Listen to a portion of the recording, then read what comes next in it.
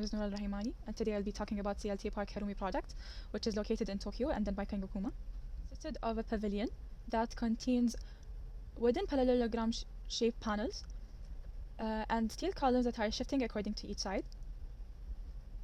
So as you can see that for every side, the steel columns are shifting and being smaller in size according to each side. So as you can see, this is the front side and this is the right side, and how the columns are shifting and being smaller in size. And this is the left side, and you can see the difference between each side. These are the patterns of the wooden panels, and you can see that for every row it has a specific direction. So the project also consists of a small building that shows some woodwork, beginning with this huge wooden roof. See, the small building contains a spiral staircase, a wooden spiral staircase. I started with a rectangle for the base, and then cutting out its closest points, and creating a surface out of this rectangle to cut out the inner points that are in that rectangle to create an inner base for our inner columns, And then moving on to the roof, I took the surface that I created and moved it up to have our roof. And then moving on to the grid under that roof that is carrying every column. So I created 2 rows of rectangles and then extruded these columns to have our grid and moving it up to the height that we need to have this result. And then moving on to our connections and the parallelogram panel.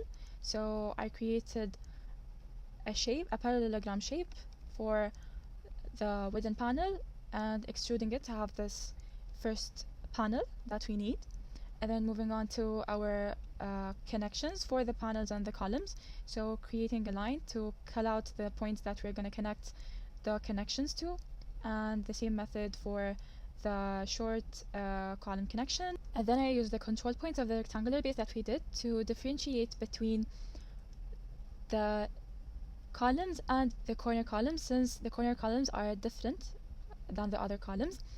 And then using a partition list to differentiate between, to separate every row of points, to use them to create these lines, and then exploding these lines to cut out the points that we need according to the pattern that we're using to have these columns. The row of panels, just using the points from the columns to use them as the target to orient on them the wooden panels to have this result.